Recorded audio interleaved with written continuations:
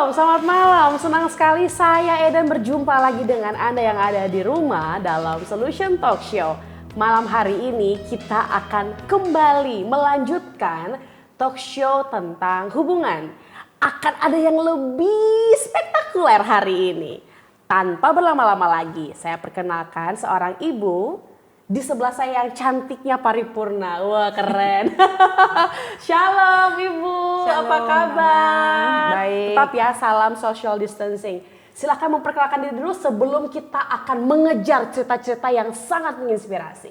Baik, nama saya Nani. Saya seorang ibu rumah tangga dan saya juga seorang wanita karir. Wah, Mungkin keren. itu yang perlu Wah, saya keren. kenalkan. Dari awal udah ditegaskan, saya ibu rumah tangga dan saya wanita karir. Oke, kali ini kita akan melanjutkan pembahasan tentang hubungan. Kalau minggu kemarin Pastor Shirley Roti bicara tentang kreativitas Tuhan mempertemukan dia dengan pasangannya. Kali ini cerita menarik apa sih yang kita mau bahas dari seorang wanita karir seperti Ibu Nani. Oke, Ibu bisa berbagi sedikit dengan saya. Cerita menarik apa sih yang Ibu alami, yang Ibu awali ketika Ibu menjalani perjalanan kehidupan wanita karir menjadi seorang wanita yang berumah tangga? Kalau latar belakang itu saya mengalami kebaikan Tuhan. Tentunya itu kebaikan Tuhan. Karena pada seperti tadi Nona bilang, saya itu dari sebelum menikah memang sudah bekerja dan saya rasa saya cukup sukses di dalam pekerjaan saya. Jadi lambat laun terus jalan tahun berganti tahun boleh dibilang. Itu kan usia saya juga akhirnya bertambah juga. Dengan bertambahnya usia sebetulnya saya sendiri juga udah nggak kepikiran untuk menikah. Kenapa tuh? Karena saya lebih fokus ke pekerjaan dalam hal itu. Lebih mengutamakan karir ya? Sebetulnya saya tidak mengutamakan karir. Dalam perjalanan hidup saya, pada waktu saya masih usia menikah lah boleh dibilang, usia produktif menikah. Otomatis saya pun ingin menikah pada waktu itu. Nah, tetapi saya pikir dan saya rasakan, saya sampai bertanya sama Tuhan, apa sebetulnya rencana Tuhan? Kenapa jodoh saya ini dalam sekali?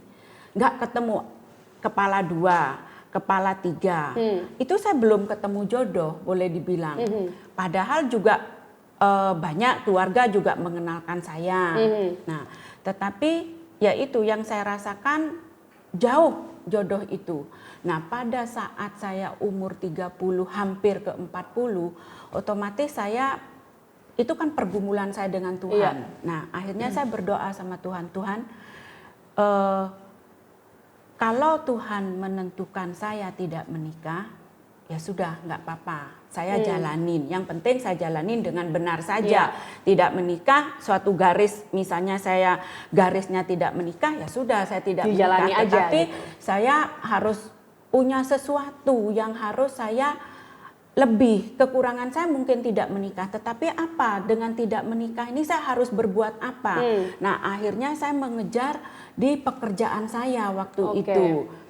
Nah, dari lambat laun akhirnya pekerjaan yang saya tekunin ini membuahkan hasil. Makin kuat berarti karir ya? Ya, karir saya boleh dibilang sukses di dalam karir. Nah, pada saat saya itu sudah grafik ini kan menurun akhirnya. Untuk keinginan menikah tuh akhirnya ya sudah, saya fokusnya ke lain saja. Nah, pada saat saya itu sudah tidak memikirkan untuk menikah, di sana Tuhan mempertemukan saya dengan Bapak. Oke, sebentar. Sebelum kita lanjut ke pernikahan yang akhirnya ketemu dengan Bapak. Pasti kan dari keluarga kan ada kontroversi dong nih. Kok belum nikah-nikah waktu itu?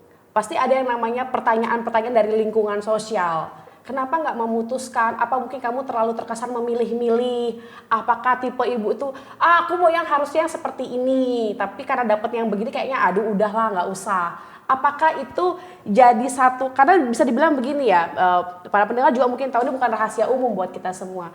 Kalau seseorang wanita lebih strong, pasti cenderung akan lebih memilih nyaman dengan situasinya. Itu pernah nggak sih alami konflik-konflik kayak seperti itu? Kalau memilih menentukan jalan hidup saya enggak. Saya lebih condong itu mengalir. Pada umumnya orang menikah, ya saya juga ingin menikah. Iya. Nah, karena ya itu tadi, karena Tuhan juga belum mempertemukan, dan saya juga nggak mau juga asal comot. Tetapi Iya, kalau betul. dibilang milih, saya tidak. Begitu saya dikenalkan orang-orang, ya saya juga mau dikenalkan. Tetapi juga kalau mau dibilang, bukan saya yang nggak mau, Iya. dari pihak sananya nggak mau. Oh begitu, oke. Jadi saya nggak bisa dibilang memilih juga. Iya sih, Iya. tapi kan pola pikirnya orang tuh begini, kamu kalau udah terlalu hebat nih, pasti lebih cenderung memilih. Ternyata enggak ya, dicatat ternyata tidak seperti itu. Nah, sekarang kita masuk yang lebih seru nih. Nah, kan akhirnya dalam pergumulan dari umur kepala 2, kepala 3, bergumul dengan akhirnya ya sudahlah tidak usah merit dulu, tidak usah merit, bangun karir. Ketemu Bapak tuh gimana?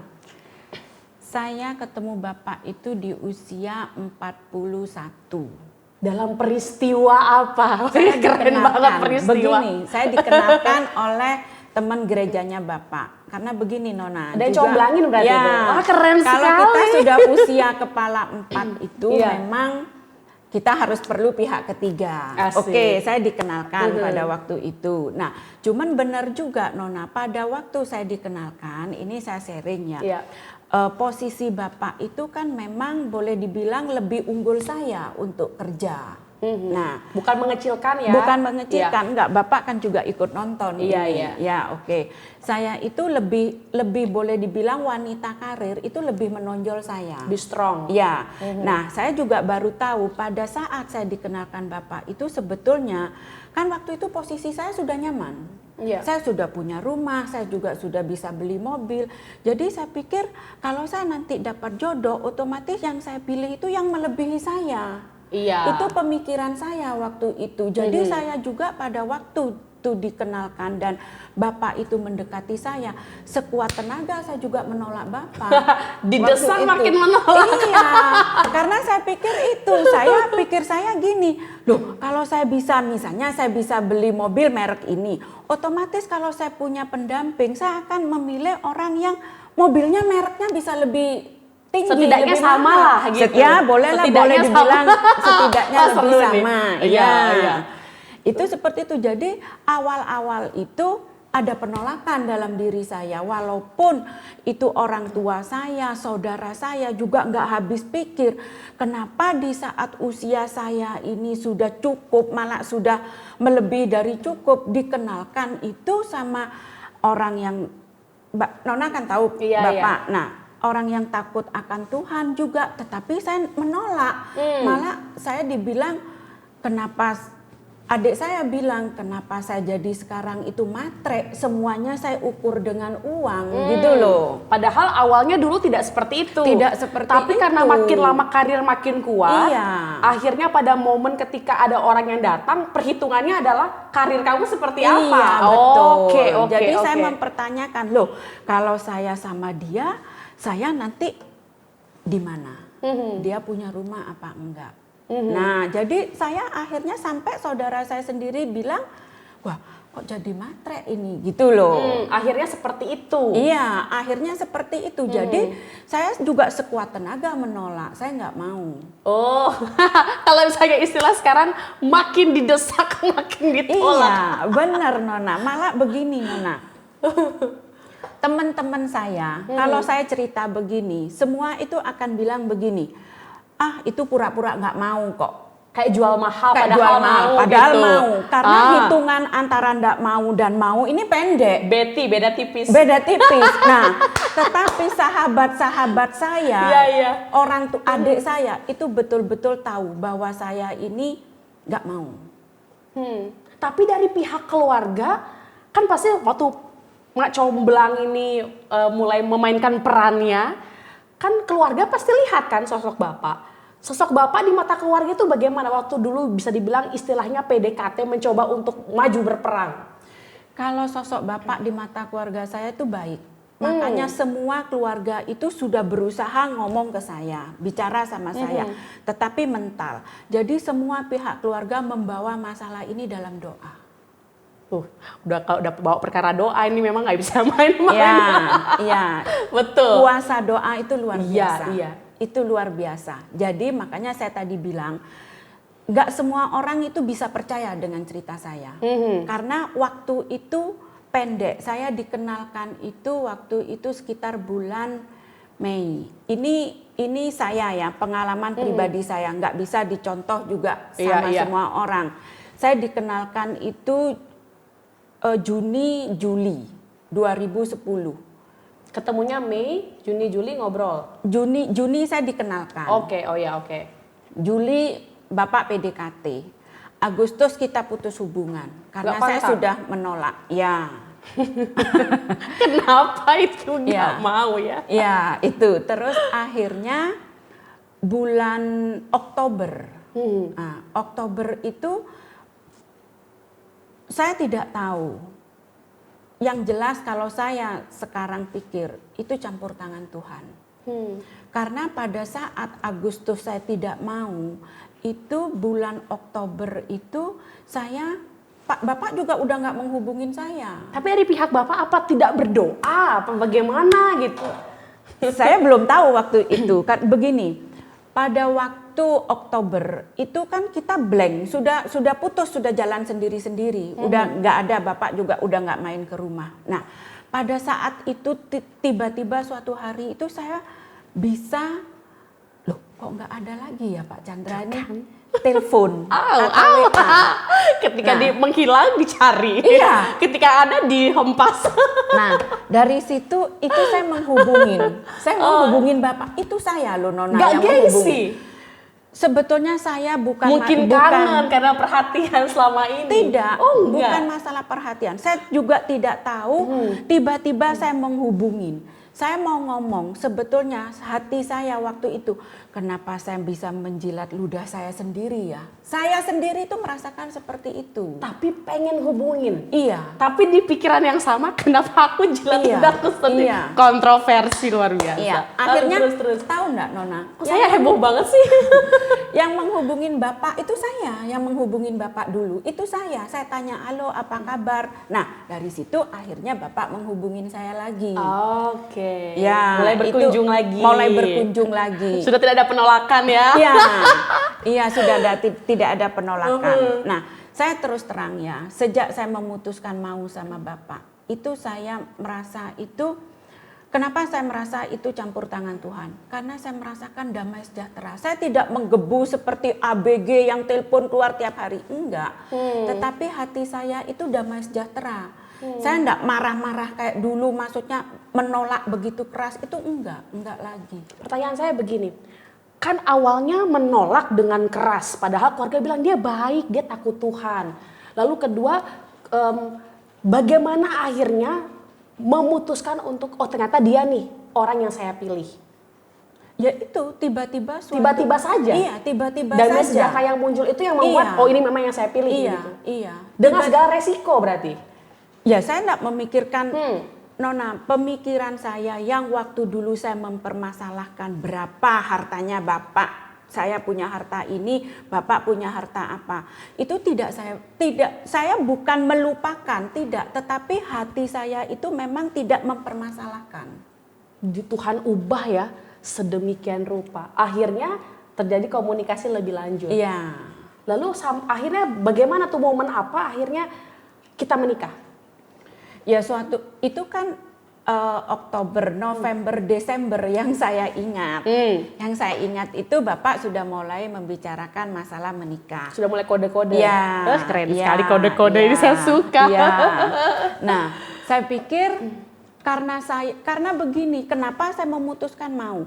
Permasalahan-permasalahan yang saya dulu itu kejar dari Bapak itu nggak muncul lagi memang di hati saya. Oke. Itu memang nggak ada lagi. Jadi permasalahan, ya boleh dibilang maaf, saya mempermasalahkan itu kan dulu saya berharap Bapak itu boleh dibilang kasarnya tuh lebih kaya lah dari saya gitu loh. Sudah punya lah gitu. Iya. Setidaknya anak apa kalau misalnya anak-anak muda sekarang bilang gue beli apa lu bisa lebih beli gitu. Itu yang saya permasalahkan. Nah, itu saya dengan sendirinya, hati saya tidak mempermasalahkan itu. Hati saya tidak mempermasalahkan itu. Jadi saya tidak berjalan mengalir aja.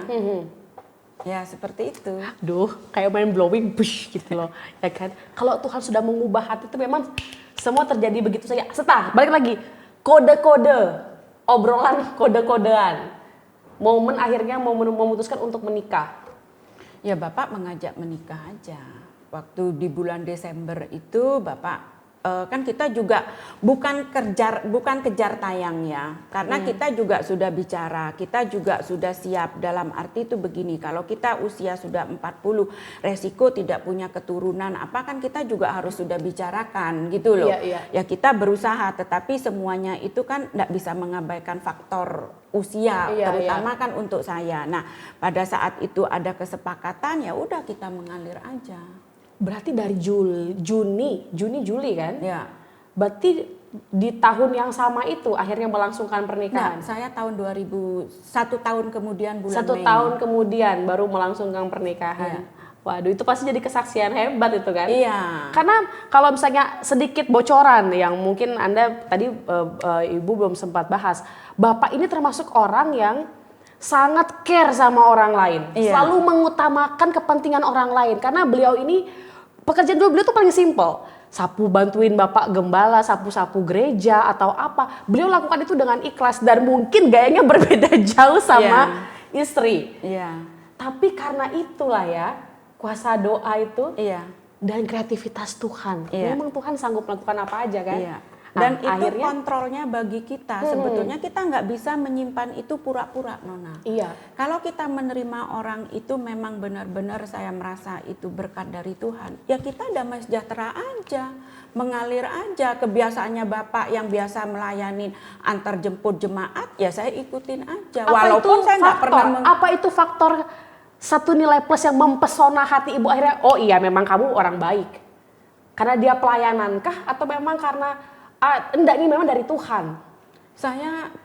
Kalau saya bilang semuanya itu saya merasakan dari Tuhan. Saya nggak menilai, terus akhirnya menilai Bapak, ya ini benar-benar pelayanan. Enggak. Saya merasakan itu damai sejahtera aja. Jadi saya nggak pernah berusaha untuk ngomongin Bapak nggak usah antar jemaat kita. Enggak, biasa saja, mengalir saja. Apa yang Bapak lakukan juga Bapak juga nggak mau kalau waktunya mengantar jemaat pulang gereja terus saya larang, dia juga nggak mau. Jadi Bapak punya prinsip juga ya? Iya, saya tidak terpaksa terus mau menerima itu, saya tidak terpaksa sama sekali. Lucu sekali cerita ini tapi menguatkan. Oke, hal apa yang nggak bakalan dilupa dari waktu PDKT itu? Kan kalau bisa kita lihat gaya Ibu kan ke supermarket tinggal ambil lah. Kalau Bapak ini kan harus ke pasar, becek-becekan, ambil makanan, melayani orang. Pernah nggak disuruh sama Bapak ambil ikan atau beli sayur di pasar? Saya itu sebetulnya memang benar saya wanita karir. Cuman saya sebetulnya latar belakang bukan juga dari keluarga mampu. Tidak. Cuman saya tidak terlalu ke pasar, saya enggak pernah melakukan itu. Karena sibuk sama karir. Ya, karena saya simpel aja, ya memang mau beli ya beli di supermarket ada ya sudah beli aja. Nah, pada saat saya ingat nih Nona, pada saat awal saya memutuskan jalan bareng sama Bapak. Bapak itu kan cukup aktif di gereja waktu itu di youth kan. Nah, walaupun dia paling tua tuh di youth. Saya kenal Bapak karena saya remaja waktu itu. Oke. Itu dia ulang tahun Oktober. Iya. Nah, itu pertama kalinya saya disuruh Bapak ke pasar untuk beli ikan. Ya saya lakukan dan saya juga merasa ya seneng juga gitu loh. Duh, keren banget. Kalau memang dari Tuhan tuh kayaknya apapun tetap ya jalanin. Ya, kalau dari Tuhan tuh sebetulnya nggak ada pura-pura. Ya, murni itu pasti. Ya, terlihat. Ya, kalau semuanya dari Tuhan itu nggak ada pura-pura. Kalau kita pura-pura itu kita nggak bertahan lama sebetulnya. Betul. Ya, itu yang saya rasakan. Jadi saya tidak pura-pura menerima Bapak, tidak pura-pura baik, mengalir aja. Waktu menikah, nah kan Ibu sudah punya pertahanan kuat nih. Bapak kan juga dibilang masih merintis karir Bapak juga kan. Jadi kan bisa dibilang strata ekonomi Bapak pasti, maafkan saya kalau saya ngomong begini. Nah, kalau kita tahu ada yang namanya harta terpisah. Kita tahu yang namanya kayak orang-orang lain, oh kalau kita menikah ada harta yang khusus kita pakai daily tiap hari berdua, ada yang kita pisah. Nah, Ibu terapkan nggak hal itu di pernikahan? Enggak. Saya tahu ada peraturan pemerintah harta terpisah, tetapi saya tidak memilih itu. Karena saya pikir segala sesuatu yang sudah dijadikan Tuhan, itu apa yang akan terjadi itu tanggung kita berdua. Jadi saya tidak memilih harta terpisah.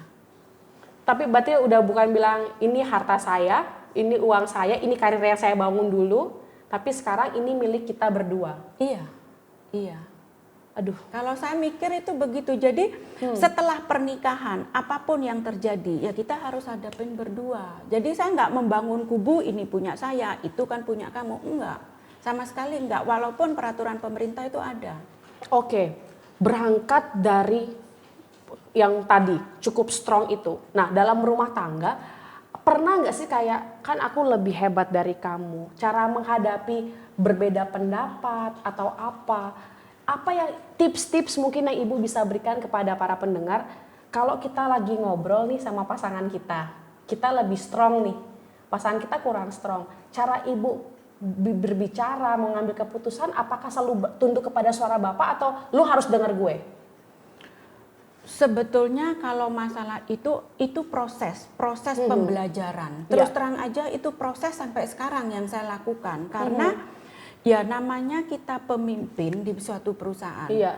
Itu kan kita sudah terbiasa memang mimpin. Sudah tetap iya, gitu ya. Sudah terbiasa mimpin dan itu tidak bisa dipungkiri bahwa itu masuk ke rumah tangga. Awal-awalnya lebih parah. Untuk sekarang setelah saya pernikahan hampir 10 tahun mungkin porsinya sudah tinggal sedikit. Tapi kalau dibilang itu hilang sama sekali belum. Tapi di awal-awal pernikahan itu penyesuaian berat ya? Iya, penyesuaian berat. Terus Bapak responnya gimana? Ya, biar bagaimanapun Bapak itu kan seorang laki-laki. Iya. Dia juga tidak mau saya bicara keras. Saya tidak keras, tidak berteriak. Tetapi saya tuh segala sesuatu memutuskan karena saya terbiasa memutuskan sendiri. Jadi terkadang saya lupa putuskan aja gitu loh. Berarti konflik dalam rumah tangganya karena terbiasa menjadi pimpinan perusahaan, apa-apa nggak pernah diomongin langsung pak begitu. Tapi seperjalanannya waktu pernikahan akhirnya penyesuaian itu terjadi ya. Penyesuaian itu terjadi. Memang itu di awal-awal nggak gampang Nona, karena begini, kan setelah menikah saya menikah sama Bapak. Nah, kan Bapak juga bawa keluarganya. Iya. Nah, saya juga ada keluarganya. Ada beberapa, ada yang harus kita misalnya harus kita tanggung bersama. Nah, karena saya dari dulu itu sebetulnya sudah lama di zona nyaman. Saya merasa itu kan mau saya pakai semua, mau saya boleh dibilang cukuplah berlebih malahan kalau untuk menanggung saya sendiri gitu loh. Nah, jadi tetapi pada saat saya menikah dan itu kan ada keluarga di sana yang harus saya juga tanggung, otomatis kan saya merasa loh kok jadi berat ini pundak saya ini gitu itu loh. Di awal ya? Itu awalnya tuh seperti itu. Jadi saya otomatis tuh kan marahnya ke Bapak gitu loh. Tapi respon Bapak? Respon Bapak ya kan Bapak sekarang masuk di perusahaan saya juga kerja ikut membantu. Nah sebetulnya respon Bapak ya biasa aja. Bapak tidak melawan apa. Cuman ya sekarang begini. Akhirnya kita sama-sama sadar bahwa sebetulnya nggak ada yang berat di pundak saya itu karena kita tanggung bersama. Karena begini loh, baru kita pergumulan ya, berusaha tuh bagaimana ini Tuhan yang benar. Nah, akhirnya saya itu bisa merasakan bahwa gini, berkat itu bukan hasil kekuatan saya, karena Tuhan bisa memberikan berkat itu lewat Bapak. Nah dari situ saya terbuka mata saya nggak bisa meremehkan orang. Betul. Saya nggak bisa menganggap bahwa saya lebih hebat dari Bapak. Karena saya bisa melihat dengan mata saya bahwa Tuhan itu memberkati Bapak luar biasa. Jadi otomatis saya nggak berani lagi. Maksudnya tuh nekan Bapak tuh saya nggak berani lagi. Nah itu belajar memang. Itu proses memang. Jadi Ibu sebagai pertanyaan penutup nih. Setelah 10 tahun menikah dan mengalami penyesuaian-penyesuaian yang di awal berat tapi makin lama makin penuh dengan sukacita. Hal apa yang Ibu ingin bagikan dengan pendengar semua pada malam hari ini? Oke. Pesan saya, bukan pesan ya, maksudnya pengalaman saya bagi adik-adik yang belum Tuhan temukan dengan pasangannya, karena kita nggak tahu sebetulnya apakah kita ini memang ditakdirkan menikah atau tidak, kita kan nggak tahu. Cuman menurut saya kita nggak perlu gerudak-geruduk, kita nggak perlu kejar tayang karena target usia atau segala macam, biarkan mengalir dan Tuhan yang menentukan, gitu aja. Karena kontrolnya bagi kita itu kalau memang itu dari Tuhan ya damai sejahtera. Tandanya itu ya, Tandanya sesuatu yang daripada Tuhan pasti bawa damai sejahtera. Iya. Dan pernikahan sekarang ini berarti menyenangkan sekali ya? Iya. Sangat menyenangkan. Sangat Lebih menyenangkan daripada single waktu itu. Iya. Bagi saya keren sekali. Tuh teman-teman semua, Bapak Ibu yang mendengar cerita ini, mari kita dikuatkan kembali. Satu kata penutup dari saya untuk segmen ini. Sikap hati kita itu bisa menghalangi kita dari hidup dalam rancangan yang terbaik dari Tuhan yang Tuhan sediakan buat hidup ini. Jadi waktu kita bergantung sama Tuhan, kita tahu sikap hati kita juga harus kita sesuaikan, mengikuti apa yang maunya Tuhan. Terima kasih telah bersama dengan kita pada hari ini. Sampai jumpa di episode minggu depan. Saya Eden. Saya Nani. Tuhan Yesus memberkati.